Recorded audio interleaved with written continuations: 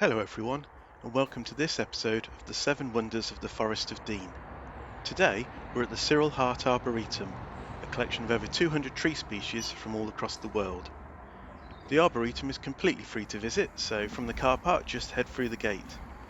An information panel gives a brief history of the Arboretum.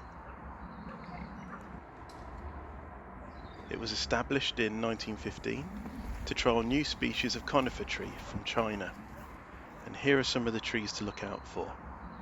We're visiting in October, so hopefully there will also be plenty of autumn colours to enjoy. So let's take a quick look at where we are on the map. The Forest of Dean lies between the rivers Severn and Wye, just west of Gloucester. It's about an hour and a half's drive from Birmingham.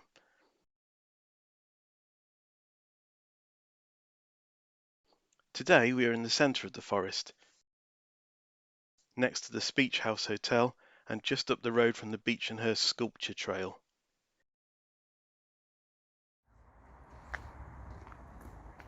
So we know the Arboretum was established in 1915, but why exactly is it here and what is its purpose? I will try to answer these questions as we walk round.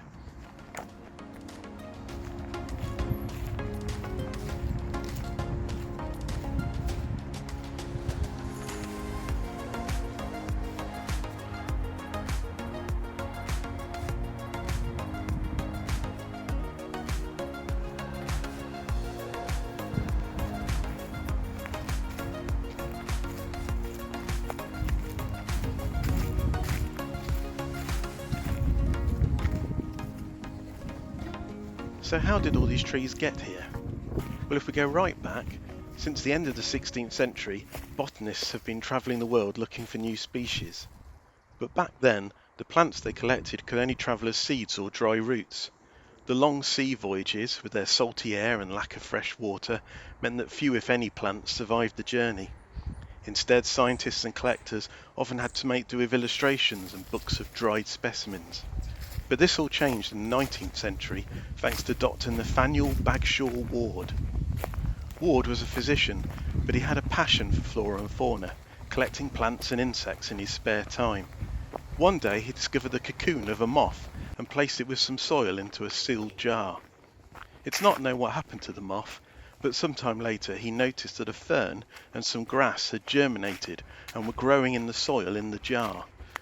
This surprised him as the ferns in his London garden were dying, poisoned by London's notorious air pollution.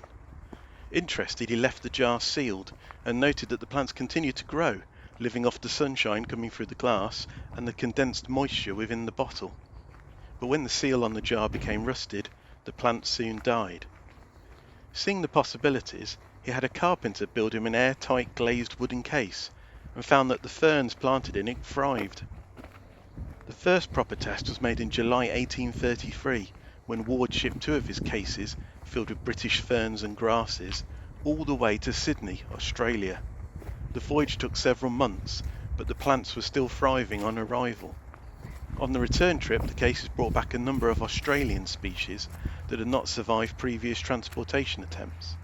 And so, thanks to the new invention, which became known as the Wardian case, it was now possible to transport plants all around the world.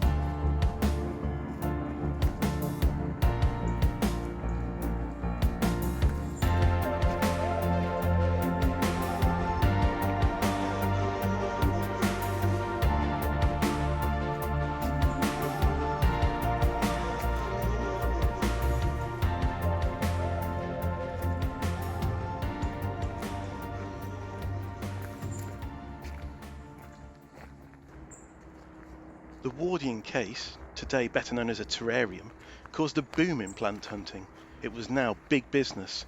Explorers travelled the world looking for specimens, not just for scientific study, but for wealthy private collectors. Ornate Wardian cases became the must-have interior design statement and started a craze for growing orchids. But the commercial possibilities were even greater. In the 1840s, Robert Fortune used Wardian cases to smuggle 20,000 tea plants out of Shanghai, China, shipping them to Assam in British India and so starting the Indian tea plantations. Other crops established using the cases included the rubber industry in Southeast Asia and banana, coffee, cocoa and vanilla plantations throughout the world. One of the explorers to take advantage of this boom was Ernest Henry Wilson. Born in the Cotswolds in 1876, Wilson worked as an apprentice at a plant nursery in Solihull before moving to the Birmingham Botanical Gardens and then to the Royal Botanic Gardens at Kew, where he was particularly interested in conifer trees. He was considering becoming a teacher when he was offered a position at Veitch Nurseries, arguably the leading plant nursery in the world at that time. Wilson was employed as their plant hunter for China. In 1899, Wilson departed for China and spent 2 years exploring forests and isolated mountain valleys. He returned to England in 1902, bringing back the seed of 300 species, 35 Wardian cases of bulbs and tubers, and dried specimens of over 900 plant species. Wilson made several further expeditions to China in the following years.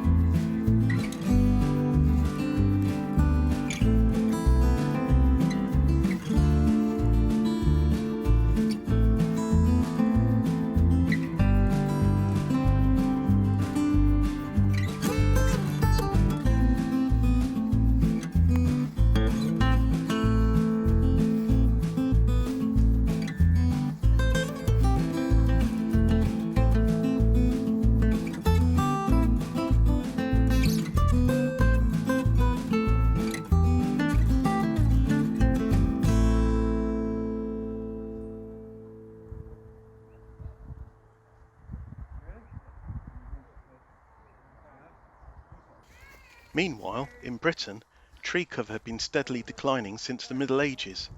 By the start of the 20th century, extensive tree felling had left the country's timber resources severely depleted. Following the outbreak of the First World War in 1914, there was soon a shortage. The Royal Navy found itself in the greatest need. It desperately required coal for its ships, which meant increasing production in Britain's coal mines.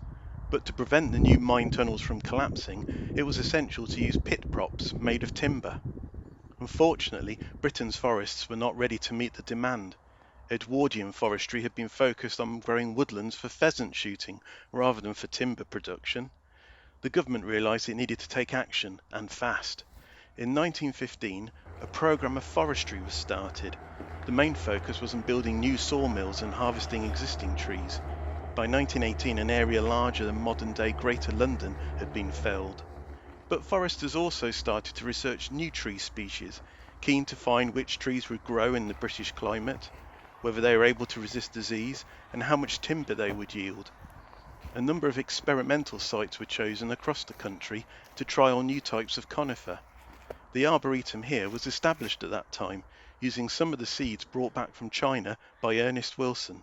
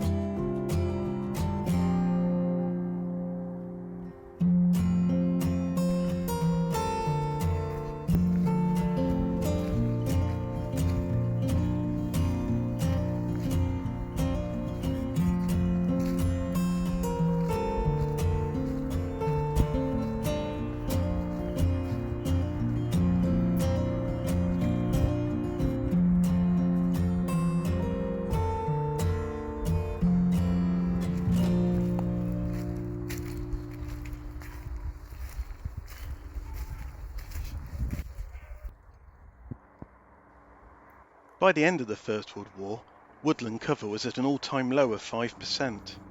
In response, the government created the Forestry Commission, a state-owned body that would be responsible for planting new woods and forests for timber production. The Forestry Commission was successful in establishing large areas of forest, but these new forests were designed for commercial needs only. This resulted in vast, uncompromising blocks of conifer plantations, often just Sitka spruce, dark and unwelcoming places for people or wildlife.